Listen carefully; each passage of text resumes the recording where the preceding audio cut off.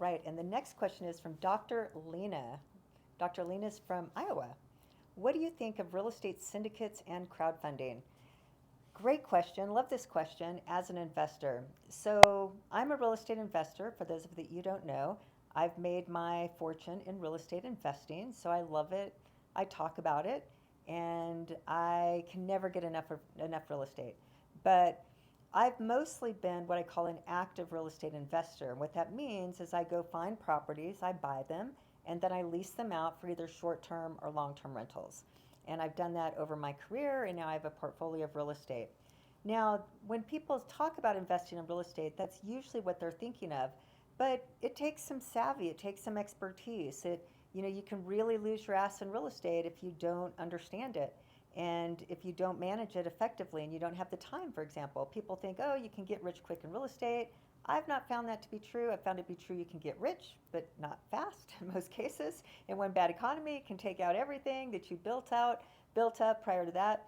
So anyway, I only recommend active real estate if you're actually going to learn, be very involved, manage your properties, and yeah, make it a big part of your life. There's another way to invest in real estate, and it's called real estate syndications. And syndication means it's funds. And so one of my very good friends, his name is Darren Davis, and we might put a connection to him in the comments. But Darren Davis, for example, I've known Darren for 15 years. When I hold events, he always speaks at my events. And what he does is he's a real estate investor, but he goes out and he finds commercial buildings or apartments or hotels, and he'll find something to buy. And it's many millions of dollars. And so he'll go put a letter of intent on this piece of property that's many doors, lots of square footage, and many millions. Then what he does is once he secures that piece of real estate, then he goes to his network of real estate investors and says, hey, I just bought this piece of property, and anybody that wants to put in money, I'm creating this fund, which is this LLC, and you can own a percentage of this piece of real estate based on how much money you invest relative to the price of the property.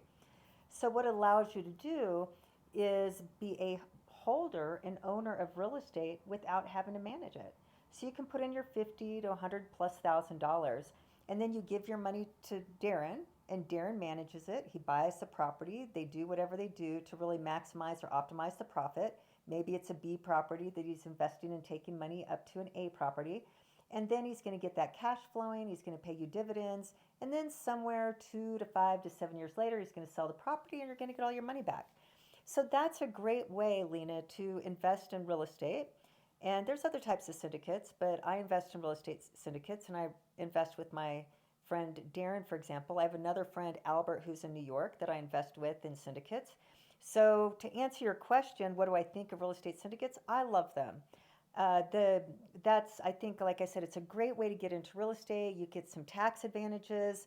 You own a portion of an LLC. You can do some write-offs. Typically, you get dividends, which means you get some cash flow while it's growing. The fund is growing. Then you get a big exit. You get all your money back plus your return, and it's hands off.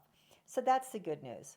Now, the thing is since there's so many courses and people, everybody's talking about real estate, get rich in real estate, there's lots of new syndicates that have really come to the market. And I've had so many people come to me and tell me, like, I lost my ass in the syndicate. I invested and it went under. And a lot of that is because they're newbies, they're newer to the market, trying to take advantage of this whole real estate, the appreciation in value that's been really rapid over the last few years. But just the little bit of correction that's happened, again, people that didn't know what they're doing got crushed. And so the advice I have with a real estate syndicate is to you need to know who the owner of that syndicate is, who's putting that fund together. Like, don't do it with somebody that's just pitching the idea or you don't really know or hasn't done it before. Make sure you've done it with somebody that's been doing it for 10, 15, 20 years. And here's the most important thing: only invest with a syndicator who's at least gone through one downturn. Because going through the downturn, that's where you learned your lessons. So Darren and I knew each other And we invested in real estate before that first 2008 crash. And a lot of us lost money in that first crash, but we learned our lessons from that. And we won't make those mistakes again, but we're seasoned investors. So, big proponent of real estate syndicates, just be careful who you invest with. And if you need any names and recommendations, connect with me and I can point you to the syndicates that I value and trust and invest my own money. Thanks, Lena.